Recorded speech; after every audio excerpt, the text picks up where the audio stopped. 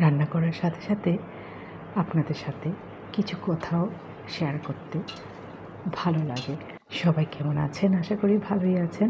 এখানে মোচা বা থোর আর চানার ডাল দিয়ে কোফতা করব। তার জন্য থোরগুলা সিদ্ধ করে রেখেছি, আলু ভেজে তুলে নিলাম, আর সেদ্ধ থোরের মধ্যে চানা ডাল বাটা, বেসন, চালের গুঁড়ো, লবণ, হলুদ গুঁড়ো আর আমার স্পেশাল ভাজা মশলা, অল্প একটুখানি হিং দিয়ে খুব ভালো করে মেখে কোফতাগুলা ভেজে নেব।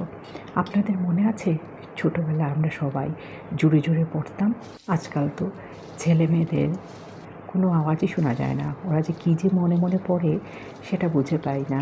আমার ছেলেরাও যতদিন ছোট ছিল ততদিন জুড়ে জুড়ে পড়েছে, যে কিনা 8, 9, 10 হায়ার ক্লাসে উঠেছে, মনে মনে পড়া শুরু করেছে। আমি বলতাম যে তোমরা কী পড়ছো, কিছুই শুনতে পাচ্ছি না, বুঝতে পারছি না।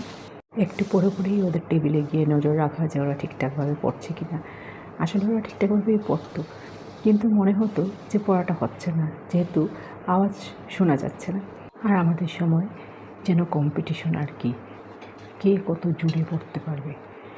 প্রতি বাড়িতে 2-4 জন ভাই বোন থাকলে তো আর কথাই নেই।